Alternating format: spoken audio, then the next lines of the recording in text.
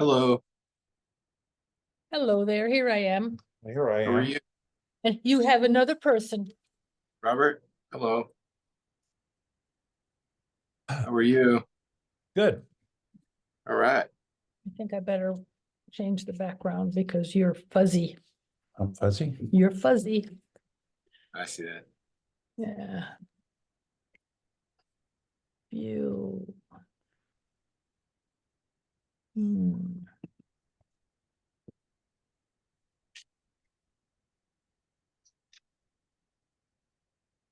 Why am I fuzzy? You have to sit closer. There you go. I'm sharing the Google Doc with you Okay. that I'm going to be working off of because it's easier because I'm doing this from my phone. Okay. So I just shared a Google Doc with you. Um, and I think y'all were at the last one, right? No. Did you join this last year? Not last No. week, I mean last year? No. No. No, okay. All right. We're newbies. Okay, so then that means I have to go get my you'll have to excuse me, I gotta go get some props. Hang on just a minute. Okay. Sure. See? Took away the fuzzy background. I didn't need a passcode.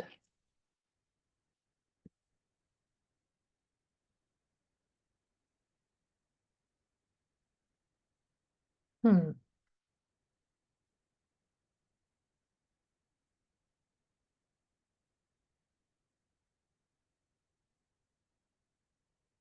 One piece of content needs my review.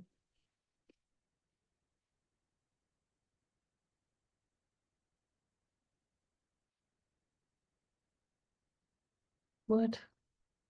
I bring my own plastic bags. You can get them free at many Home Depots. It's time to grow a pair, people. When John the Czar Kerry has the same carbon footprint as me. Jesus. Hmm? It's a non-local topic.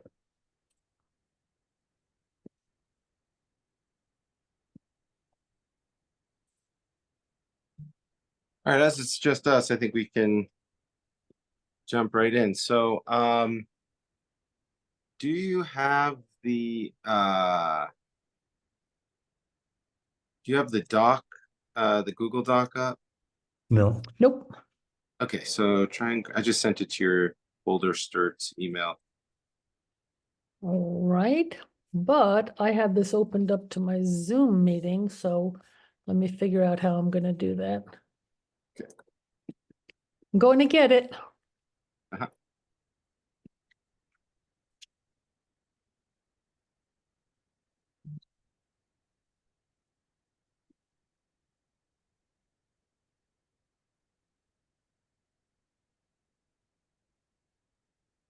Okay.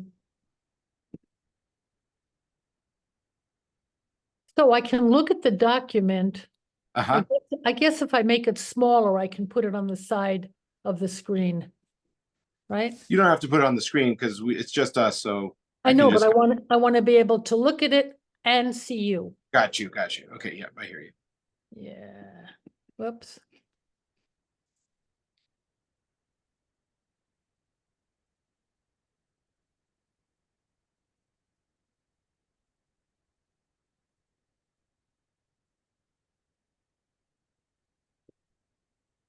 A lot of stuff here, huh?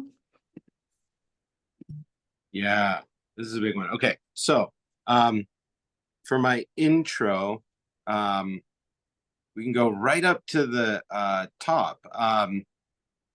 We're talking about the structure and the meaning of the ancient Hebrew letters. So before, like 2 years ago, I'd never heard of this. Then I got this book from my friend in the community, Rodney Weiss, who I'll show you that book. Then this is the book that I taught 2 years ago. The Alphabet That Changed the World. I don't know if you all saw that class. That's how Genesis preserves the science of consciousness in geometry and gesture. So that's Dan Tenen, and his main point is that the letters, the 22 letters or 27 letters, he does both.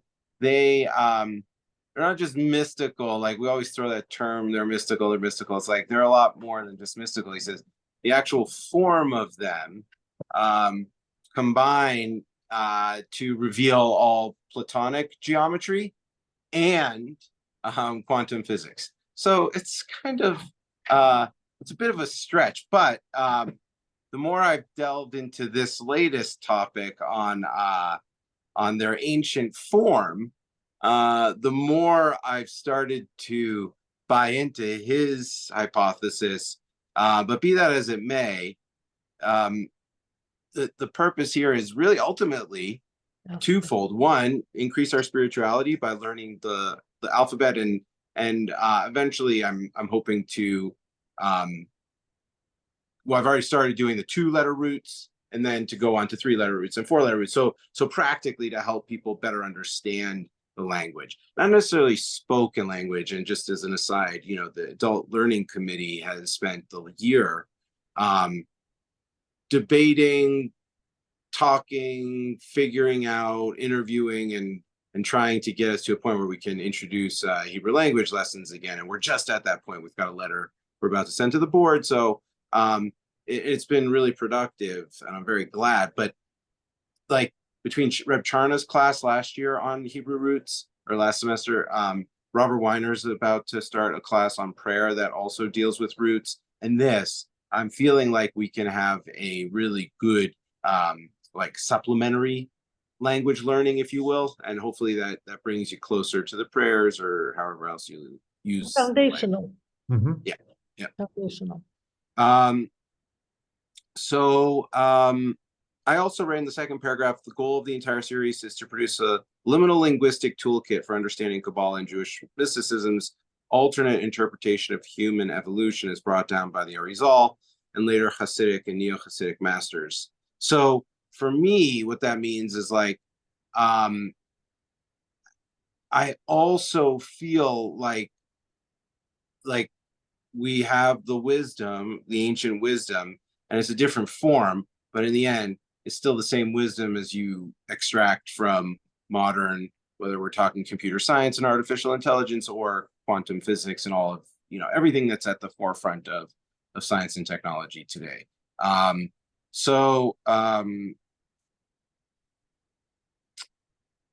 Let's keep going. So if you turn to page 2, you just scroll down. This is the alphabet, and my props are, I've got cards, so I'm going to go through these in just a moment. But before I do that, you see on the left column, you're on page 2 with me, which has like the big chart, right? The big table of letters. Yep. You see that? Yep. Yeah. Okay. Early, middle, late. What's that? Early, middle, late. Yes. Early, middle, late, and then name, picture, meaning, sound, and then modern Hebrew, Greek, and Latin, of course, right? So the left-hand column, the far left, is the ancient script. And first and foremost, like it looks very different. You can tell right away, like this is far more primitive.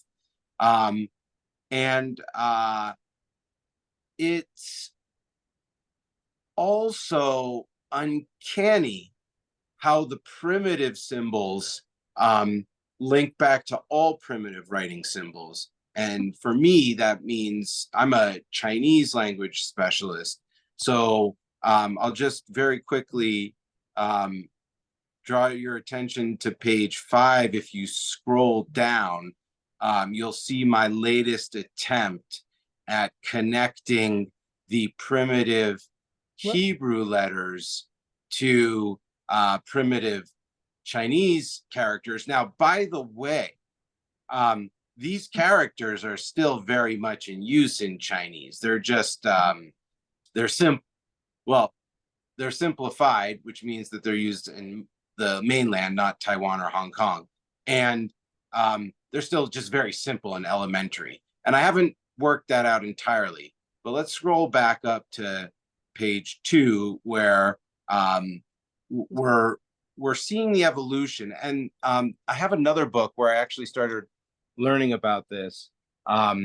which I highly recommend, even though, so it's called the Ancient Hebrew Alphabet, Language and alphabet. Language and Alphabet. Thank you. This is by Jeff Benner. He happens to be Christian, but he does a great job breaking it down. And I highly recommend this book if you want to continue reading, because it's simple. And I'm going to take some samples from this tonight. And the thing that I love about Benner and my introduction to this topic through him is he does a phenomenal job giving you the context of ancient life and culture in ancient Israel. And if you think about it, it's so hard to put ourselves in that time, but it was very nomadic, of course, right? If you think of modern Bedouins, we had some of that in us before we got to full civilization and society, right? So he really does a great job showing you where the letters and where they come from in terms of the physical reality around the Israelites at that time. So let me, at this point, do the intro that I like to do based on what you see, the picture. I'm going to go through picture and meaning, the middle two columns now as I hold these up. Now, these are also very similar to Benner's. It's almost one for one. He has a slight variation. But what you'll see with me is that I'm going a step further and saying, actually, there are many different groupings of things. I'll just say things for now. I'll come back to that. That the alphabet seems to encode in their letters. So I have a list of animals, which is totally incomplete right now. The only examples I have is the Aleph, the ox, Gimel, the camel, Nun, the Nachash, the snake, and Kuf, the monkey. So these are the only 4 animals that I have right now. But if we go to parts of the body A, parts of the body B, parts of the head, and now I'm working on sounds of the body, these are the other lists I have. We'll get to that in a bit. It's amazing. And remember, in Hebrew, right, we believe it's special because the word is the thing, right? You've heard this before, the whatever the Hebrew word is, this goes back to Adam Rishon, it's what he called it, and it's not just what he named it, it's also that is the essence and the nature of the thing is also in the letters. So when I first heard that from Rabbi Akiva Tatz, who I listened to a lot of his lectures, have you ever heard of him? Do you know him? No. He's a South African Orthodox rabbi that now lives in the UK, but spends time between UK, US, and Israel. And he's at the forefront of medical halacha because he's a doctor and he's really good. But he lectures about everything. But his specialization is medical halacha.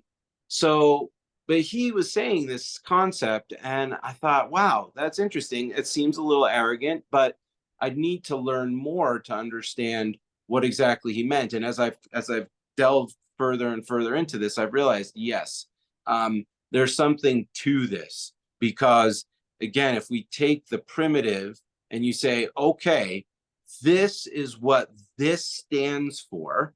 This means this because this is a pictograph of this. And then this has this meaning in this context.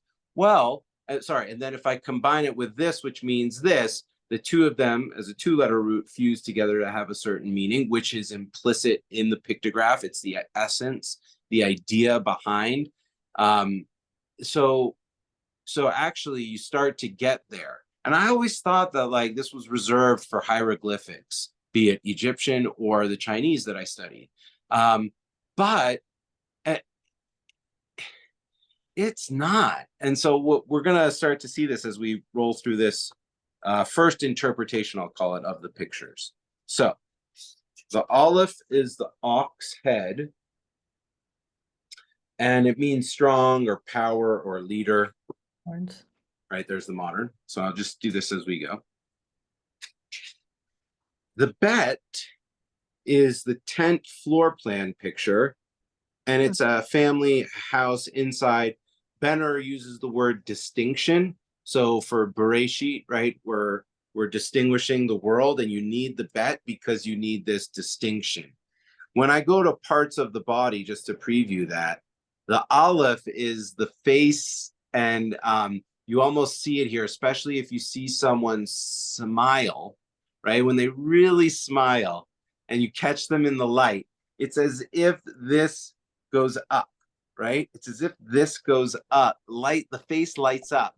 But also you can see in just this shape that of course, it's an ox face. So human faces, even though they're not like ox faces, it's still a face is a face.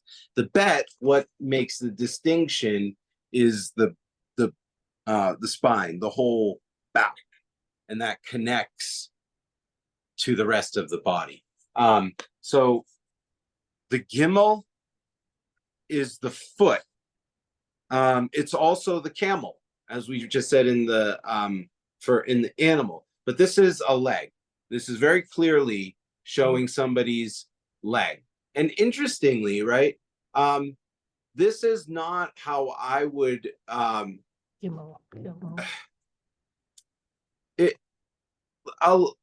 what should I say?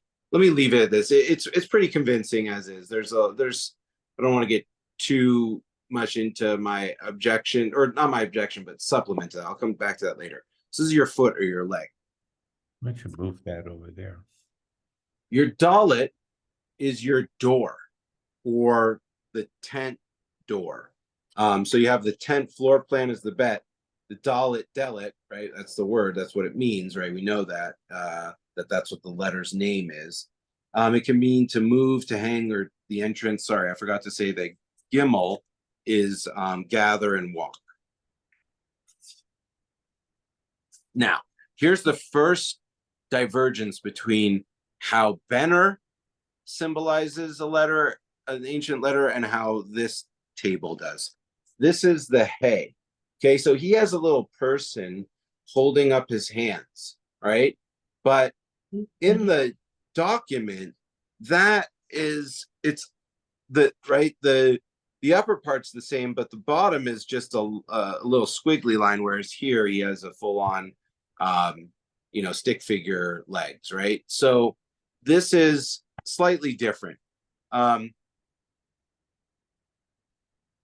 it's a man with his arms raised. So the same idea, Benner calls this man with his arms raised, but he just draws it a little bit more convincingly. And it means to look, to reveal, and breath. Hey, so a lot of these meanings will overlap with some of the things that we've been taught just through as kids, what the letter might mean, or in other contexts. But a lot of them are very unique also. Vav. Okay, this is a tent peg, and it means to add or to secure, to hook together, to do what the pegs do. If it's you're hooking or connecting the tent to the earth, right? That's what the vav does. And as we know, vav means and, right? So it connects this word to that word. And that's where you really start to see now how the symbol is the pictograph, is the morpheme, is the idiom, or the ideograph. Some of these, it's like, wow, like the Zion, okay? This is a mattock, which is a type of chisel or sickle. It's a threshing ancient farming tool, which I hadn't heard the word mattock before I started learning this. But you get the sense. You can see it, like if you have something in your hand that's an extension of your hand that you're using to both cull and bring in, this is the type of tool that you want. And it means to food, it means to cut, it means to nourish. Zan, Zion, Shet Tazan, Umafarne Sotanu, Tami Bechoyom, right? The Zan is the harvest, it's the food, it's the nourish. But in this case, it's actually the symbol for the tool that gets you the food out of the earth. Chet. Now, this is another case where Benner's slightly differently. it's almost like he's done the Roman numeral 3, which is a 90-degree turn from what you see in the chart. Okay, chet means tent wall, or the pictures of a tent wall, and again they're consistent. They are Benner and this chart, and it means wall, outside, divide, half. Tet, His head.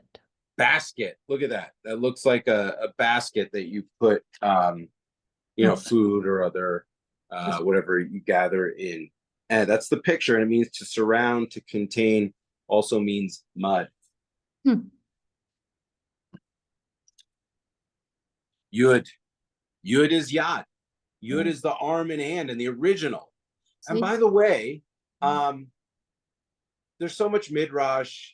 I heard a midrash that said that man or humans, before we had full fingers with all of the multiple metacarpals joints here, it was actually just cut. They were all stubs. The first was all stubs, and that actually that's closer to this interpretation of what the arm is. You see clearly the shoulder, the upper arm, lower arm, and then it goes into really what's like a claw almost. If the picture is the arm and the closed hand. Sorry, so they're showing you like 4 fingers and 1 finger, so like that. See that? It's as if you're holding your 4 fingers together. And hand, it means work, it means throw, it means worship. Explain the connection to worship. Yeah, Like that throw. that there is this, like you see some people right in prayer, like it's a little cliched, but when you reach for the heavens, you're really extending your yad.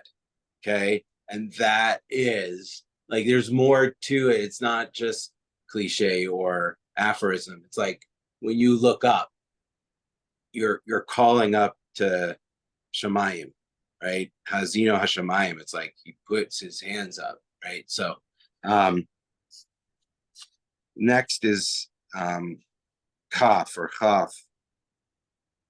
This is an open palm, right? So now you like, it's like this almost, but it's kind of like this still, right? So you've gone from the side view to it's, you know, right, Spock, right? And Star Trek. And it's also, it's at the simultaneously, it's the palm tree. It means bend, open, allow, or tame. It's a phenomenal, such a beautiful character or letter. Lamed. So this one is also slightly different. This is the middle one. Okay. So this is not the earliest. Benner uses the middle one because he says, as it said here, the picture is of a shepherd's staff. It means to teach, a yoke, authority, bind. Why is it a yoke? Because you use the shepherd's staff in ancient culture to grab those little sheep and bring them back in, right, whenever you needed to. So it's the staff of the shepherd. Mem, mayim. It's in the letter. It's in the word. Another like dalit. Mem, mayim v'sason. Right. It means water. Sorry, it's a picture of water. It means water, chaos, mighty, or blood. So this one has so much meaning. It's as if it's as if it's a crucible of everything, and it goes in and it's all together, and then out comes happiness. Nun is the picture of a seed. Okay, picture of a seed, right? And or a sprout, right? Either or. And it means seed, continue, air, sun.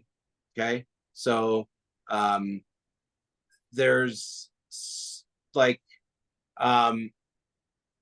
the ben right? The sun, right? So it's a distinction, and then the seed carries on. So this is, that procreation and generational idea. Samech, The telephone sorry, pole. Samech ayin. Yes, Samech. Mhm. Interestingly, in this chart, they call Samech sin, even though we call it Samech. And also, this is pretty close. Yeah, these are basically the same symbols. It's a thorn, right? You can see that thorn coming out of, right, a rose. And it means grab, hate, or protect. So it's so interesting to me because here we have a overlap or a crossover. Sin, anisoneh, I hate. Sin in English, which is sinning, right? So, like, that's not what we call this letter, and that's not what we call this. This is samech, right? So,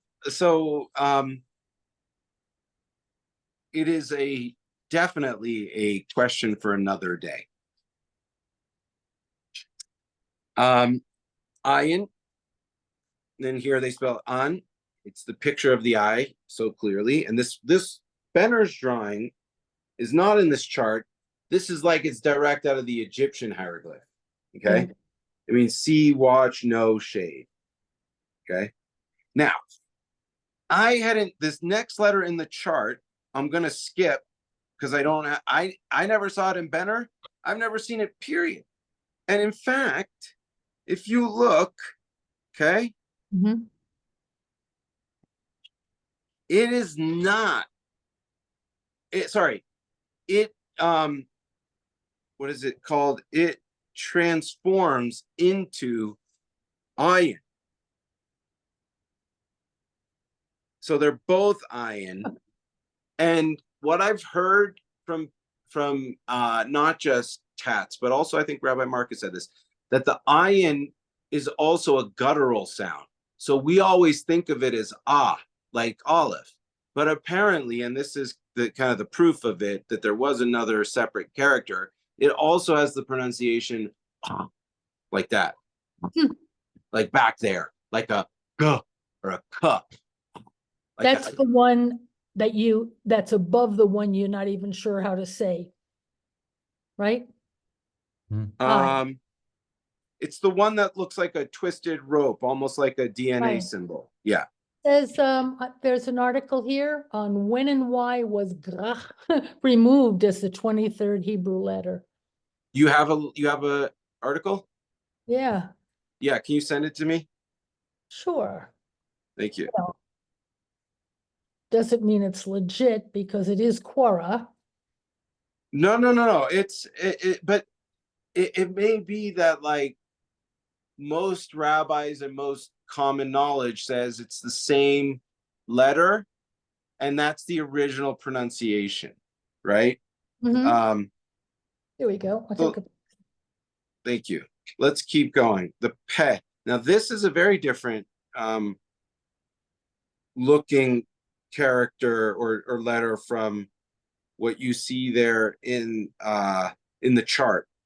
But I've seen this one elsewhere too.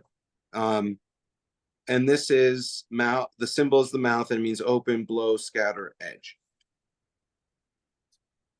Now here we have another departure between Benner and gosh,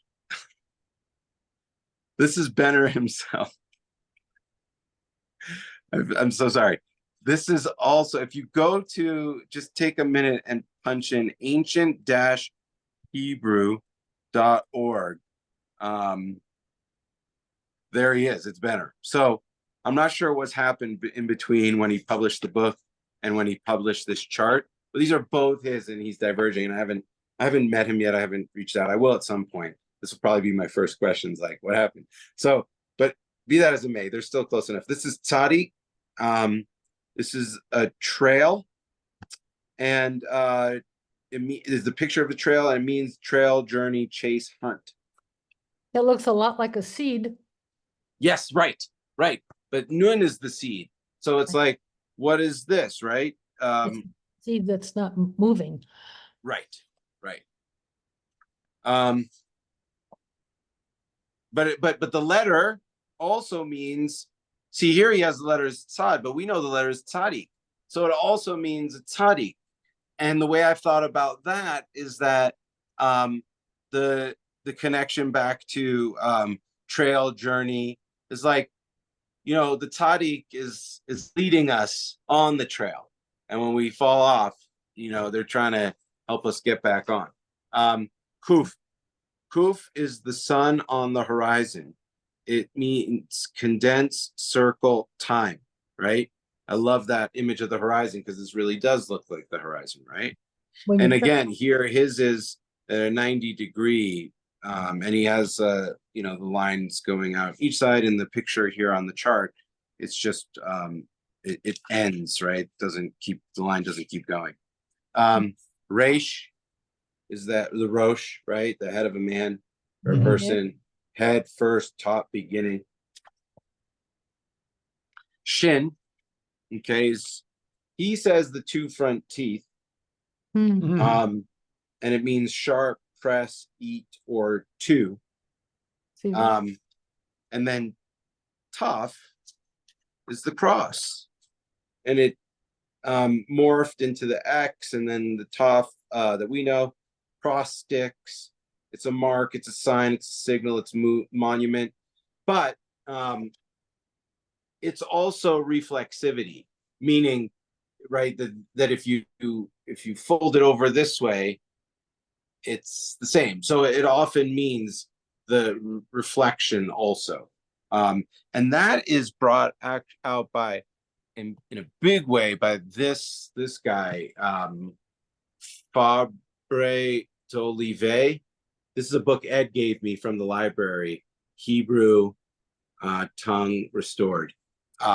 Really nice. He talks a lot about the Toph in that context. Okay, so let's before we move on to doing some two-letter roots, some fun stuff to kind of see how when you combine them, right, you get to understand what the simple two-letter roots, it gives you a better understanding of those simple two-letter roots. A couple things. One, back to the chart. Just as you look over at the Greek and Latin, notice there is no letter for that ch, right? So that's blank. And there's a couple other letters, namely the tzaddik has no equivalent in modern Greek or Latin, and the tet, which is the th sound, has no modern equivalent as we know in the Latin alphabet, and also the vav was dropped off of modern Greek.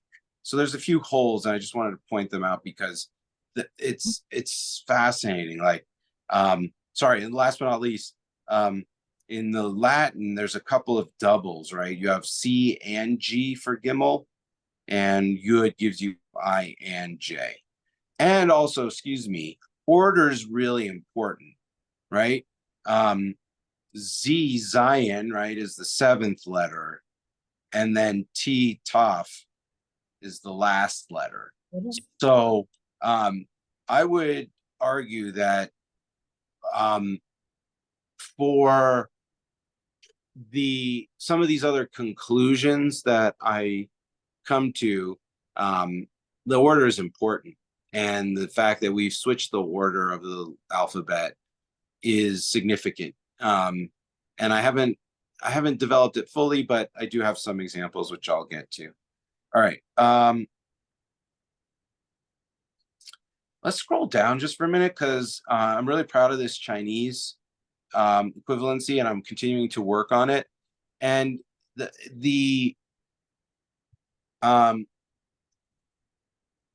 it's not just that the symbols look alike, okay? Because that wouldn't be enough. It's that the sounds are the same too. That's what's wild. So the second character for bet is ba. The third for gimel is g. The fourth for dalet is da. The fifth for hey is ho. The sixth for vav is ya, but like if you think of vav and ya, it's close.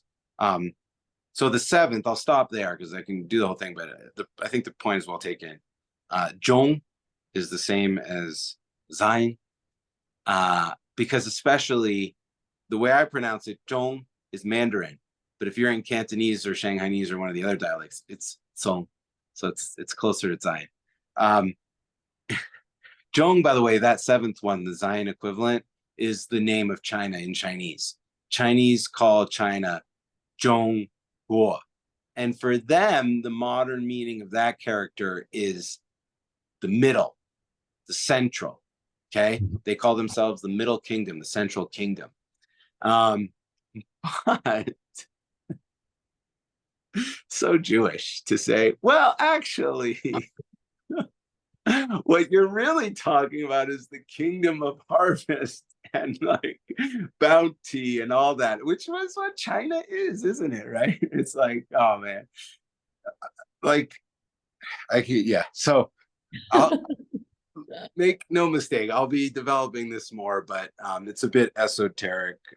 And the last two I want to point out, because the last two are actually where I really started to think to convince me that there is a connection here. At the bottom of the list, Shin is Shan in Chinese, okay, and it means mountain, right? But if you look in Boulder, right, it's like we don't just have one mountain, by itself, right?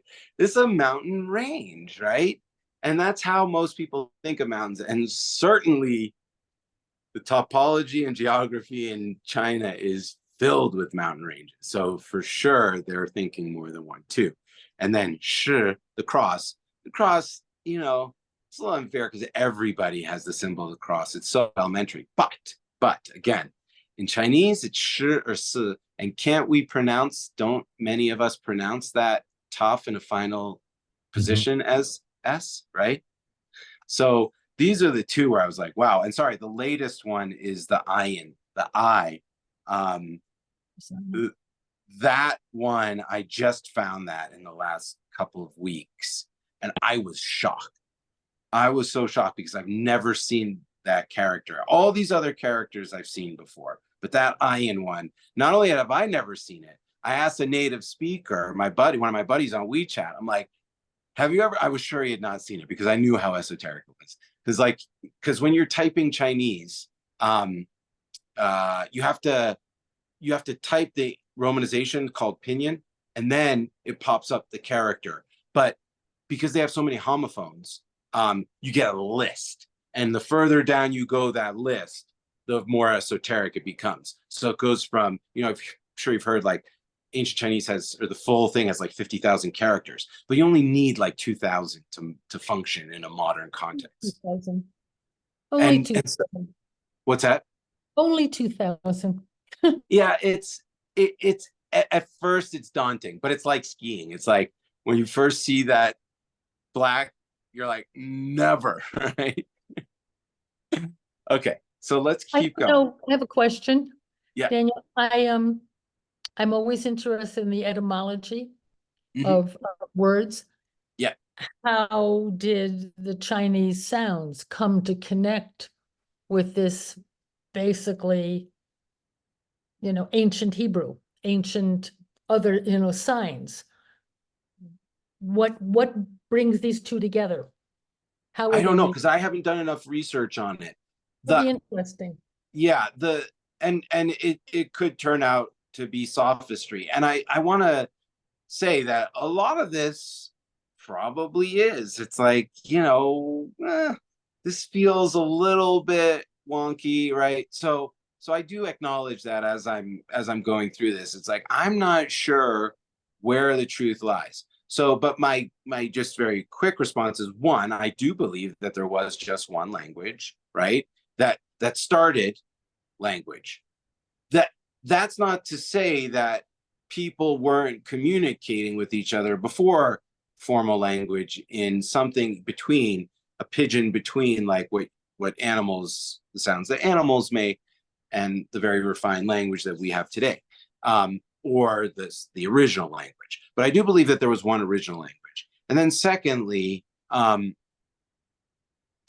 believe that Abraham gave the secret, so to speak, to the East, and that therefore the language, the ideas, and the ancient script probably made its way over as well. So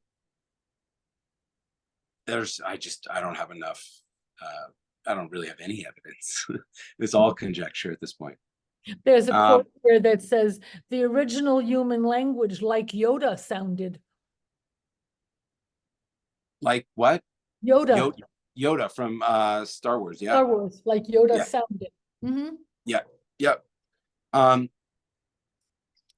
It's well, let me take this quick pause to, on page 14, you don't even have to scroll down, but if you want to, you can look at it with me. It's just one sentence. This is from a book called The Construction of Social Reality by John Searle, who's a philosopher at Berkeley. And he's pretty controversial, but very, very well known in the modern philosophy world. Because he's in the Bay Area, right? Like so many others that are there, like they're seeing and witnessing all of this technology explosion and information theory, et cetera. And they're there like commenting on what's going on. So he says, throughout this book, I have tried to emphasize that in institutional facts, language is not only descriptive, but constitutive of reality. So this is a really brazen idea that so the examples that he's going to give, the practical ones to make it easy for us to understand and on a more superficial level, are money. Like you and I agree that a $20 bill, it's a $20 bill, full faith and credit of the United States, and I'll exchange goods based on it, right? We constructed this reality, right? This guy, Noah Yuval Harari, right? This pretty famous Israeli. He's written 3 books. This is the middle one, Homo Deus. He wrote Sapiens. He also wrote 21 Questions for the 21st Century. Really amazing scholar. He teaches at Hebrew University, I believe, and I think he's British or British Israeli, something like that. But so he calls it the intersubjective reality. He calls it subjective, objective, and then intersubjective. And so if I bridge what Searle's saying and what Harari are saying, is like, with our language, we create. And it's like, what do you mean? Like, no, I didn't create the seeds that go into the ground that become the barley harvest. I didn't speak and this house just, built itself, just appeared, right? It's not how it works. On the other hand, so much of what we agree to is implicit, and it's built on language because we've written things down, we have laws, and this is, I believe, the true etymology of anti-Semitism, that Semite is shame, and it means to name. And when you name things with language and then later with the alphabet and writing them down, you have the beginning of history, and you have this very slow, gradual, really grueling change from rule of man to rule of law, right?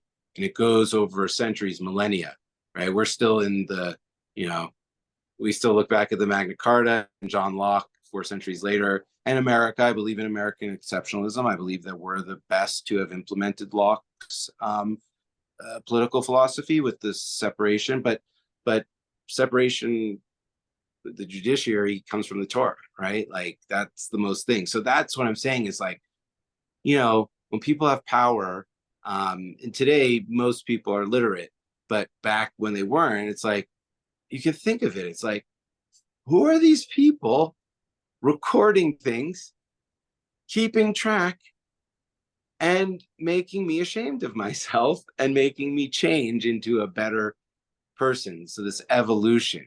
So like etiquette is wrapped up in that, culture, memes, it's all together, and it's all based on this idea that Searle is putting his finger on. He does it better than Harari. It's like, it's not just that we take these letters, we put them together, and they, all of a sudden, we could get blueprints or laws and constitutions, like so much more. It's that we're pulling out the reality through the letters.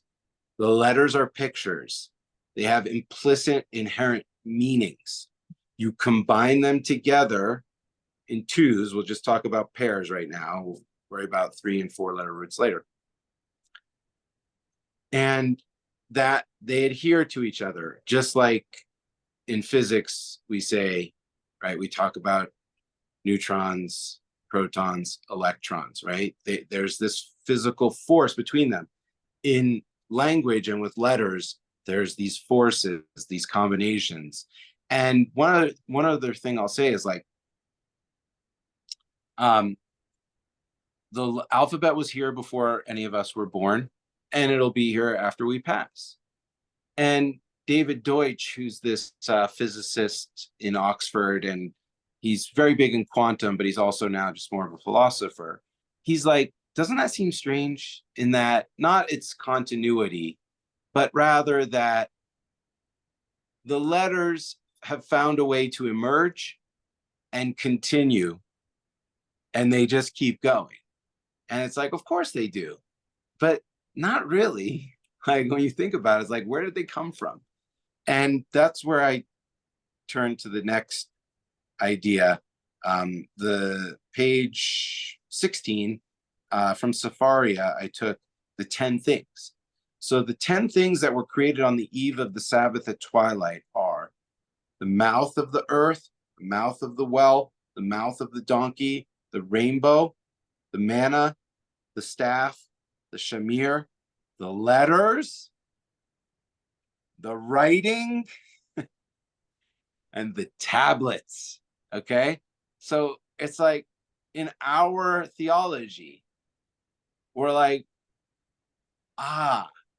so the things that God put in right at the end, right before Shabbat, were those that would later come to help us transition from this primordial human and animal Garden of Eden world to Mashiach, right? We need this. We can't build the world without the letters. We can't bring Mashiach without them either. Okay.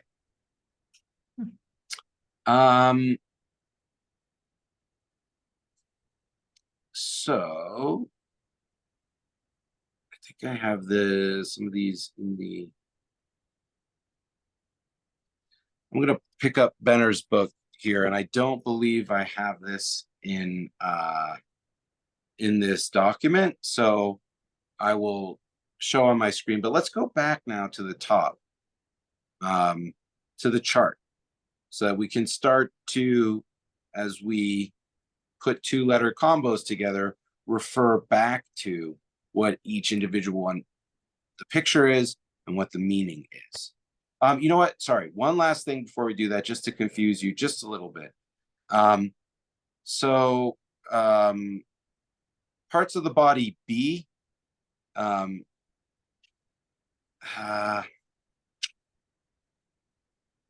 Let's do parts of the body A, and I'll only read the first few because it does I do not spare parts of the body, and I'm ashamed. So not really ashamed, but I don't want to go there on this call. So Aleph, face, semblance, Bet, brainstem and spine, Gimel, legs, Dalet, hip, loins.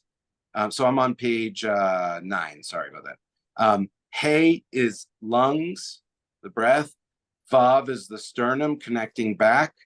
Zion is the shoulder blades over here.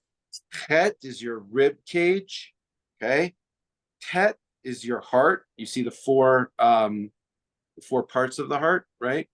And Yud is what it is. It's the arm. Little arm. It's the whole arm. So, and hand. I'll add that there. Okay. So now let's go back up. Page 2 again. All right. Now, I want to try and do some simple 2-letter words that we all know. So I like to start with ki. Ki mitzion tetze Torah. Ki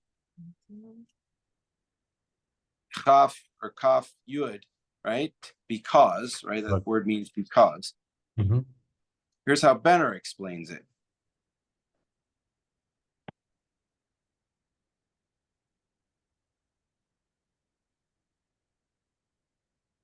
He doesn't have it. Sorry.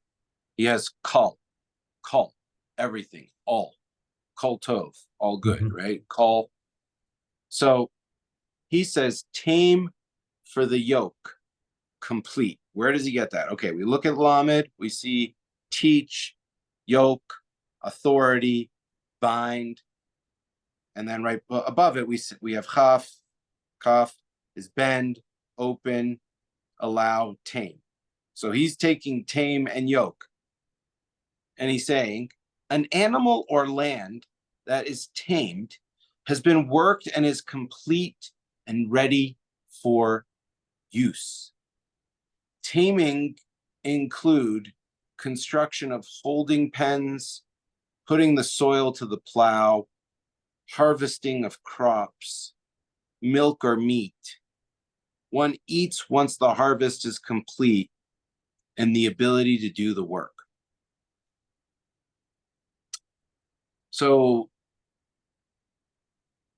the way the verse that I always think of with Kol is when Jacob meets Esau, and Esau says, Yeshli Rav, I have a lot, and Jacob says, Yeshli Kol, I have everything, right? So let's see what Rav is. And by the way, this is similar to what, in a way, it's related to what Robert's going to be doing in his prayer class, Robert Weiner, which I encourage you all to check out. So Rav, so Reish is, the picture means the head of a person, and the meaning is head first, top, beginning. And then Bet is the 10th floor plan, and it means family, house, or inn. So here's how Benner explains it. Head of the family, the judge. Each tribe had judges who ruled cases, trials, conflicts, and contests. This person was the representative for the whole tribe, one abundant in authority and wisdom. Of course, that's referring to the rabbi, right? And right, Adam ohev latzmo, man loves himself. Aseh lecha rav, make for yourself a rav, somebody who can judge your actions. And we've lost that because unless you're in a super Orthodox community, rabbi doesn't do that for us anymore, right? Right. And that's okay. It's okay, but it's just we've lost it. So now let's go to lecha, because lecha, right, is also the opposite of call in a way, right? It really is. So we said call, right? We used the tame and the yoke, and then Aim. And the lecha is macha, this way. staff in the palm. So he's using for Lamed this time, he's using the picture, the shepherd's staff. Okay. Mhm. Mhm. And it's related to yoke in a way if you're thinking about putting the yoke around the animal. And the chaf, he's using palm. Again, he's using the picture instead of the meanings. So he's gonna, by combining the two letters pictures, come to the meaning. Staff in the palm means to walk.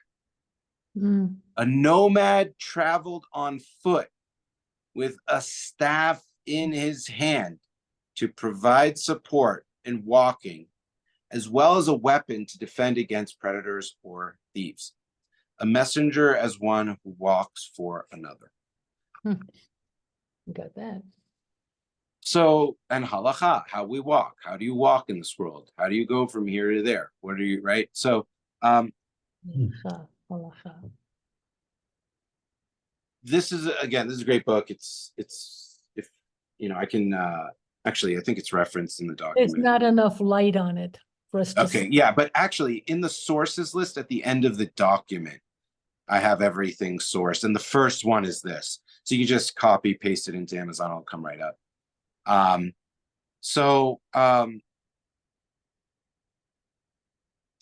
want to say a couple of things before wrapping up here.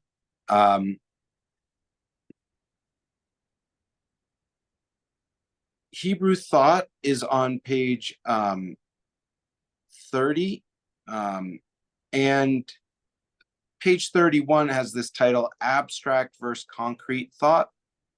So he says Greek thought views the world through the mind, abstract thought. Ancient Hebrew thought views the world through the senses, or concrete thought. Concrete thought is the expression of concepts and ideas in ways that can be seen, touched, smelled, tasted, or heard. All five senses are used when speaking, hearing, writing, and reading the Hebrew language. An example of this can be found in Psalms 1:3. He is like a tree planted by the streams of water, which yields its fruit in season, and whose leaf does not wither. Right? It's just so full of not just imagery, but really sensual imagery. In this passage, the author expresses his thoughts in concrete terms such as tree, water, fruit, and leaf. It's like big deal. You can do that in any language, right? It's like, well, in abstract thought, the expression of concepts and ideas are in ways that can't be seen, touched, smelled, tasted, or heard. Abstract thought is foreign to the ancient Hebrew mind. And so this is really where I come back to the thing is the thing. What the word is what it symbolizes. And then back to Searle, in our construction of reality, we take these raw materials, letters, and then the combinations, the roots, and then we go from concrete to abstract. And we keep pulling out the abstract. But actually, there's a core there. And by the way, as you can see from the picture is the picture, but there's in the meaning, there's multiple meanings of just that picture. And this is what else is so maddening. There's a Wharton professor I had called Stuart Diamond. He wrote a book on negotiations. And in one of his chapters, at the beginning, he shows this picture of a red dot, okay? And it's black and white, so you can't see it's red. But he says, I do this exercise with people every single time. You just put a red dot on a piece of white paper, give it to 60 people, and then you just go around, or you just have them write down on the paper what that is, okay? So like, normally you would just say a red dot, but you'll get people say, no, it's the flag of Japan. You'll get people say, no, it's blood. You'll get people say, it's this, it's this, it's this, it's this. So like that's where, just like anything else, there's actually, as much as the hypothesis is these symbols, they have original meanings and they correspond to things. And as I'm saying with multiple lists, they can correspond to multiple things. That is also true. And that's why it's so difficult. I can't say that the Aleph is just the ox head, even though that's exactly what it looks like. And even though that culturally, that's probably what it symbolized to get it going. But no, it's my face. No, it's this. No, it's that. It's that. It's that. Right. So that's what makes the Hebrew language so special, is that in the combinations, when we combined into 2 and 3 and 4 letter words, because we're coming from a concrete standpoint that these are things, that they originally mean things, ergo, we have to start from this original meanings, and then see how it abstracts into other things. Last but not least, there's an open question. Could it be that the Torah was written in this alphabet? It's an open question. Now, it's highly unlikely, but when you place this in time, these are the characters from 3,000 years ago. These are them. So then you would say, well, therefore, the tablets, and this goes back to the 10 things that were created, the tablets had to be written in this, at least, if the Torah wasn't. So it's food for thought. It's really an amazing and deep subject. And where I'm trying to go with this is to bring together better understanding of the 2-letter roots, as I was just saying earlier, and encourage you, as you see 2-letter roots, just keep one in your mind after Shabbat, pick up the book if you get the book, or just go back to the chart in this digital format and say, hey, Av, Aleph, Bet. Well, it means father, but wait a minute, it can also be like the head of an ox and the tent. So how does that mean father, right? So you can start to really think on a more concrete level, which ironically would be very abstract. Well, the nights were long. What are you going to do sitting in your tent? Right. You're going to make combinations of the early letters. Correct. And coming up with words that end up abstract. Correct. Well, Thank you so much. Daniel. This was Appreciate great. it. Yeah, this Thank was you for great. being with Like us. we got our own tutorial. I Googled Stuart Diamond. Yep. Negotiations professor at Wharton. Yeah. He will be teaching a negotiation skills workshop online this April. We should send that to Donald Trump. Yeah. Negotiation and problem solving. What Diamond did, what he's known for, is take like the he was early in putting psychology into it and focusing on emotions rather than just what the optimum. He's like, no. The rational arguments. Right, exactly. Yeah. You did a lot of that in your time. I did. Happy Purim, Shabbat Thank you Shalom, so and much. we'll see you Thank soon. you so Thank much. you. See you, Thank Shabbat. You. Have a good day tomorrow. Thanks. Okay. Thanks, Appreciate it. Daniel. Take Appreciate care. it. Thank you. Yeah, bye-bye.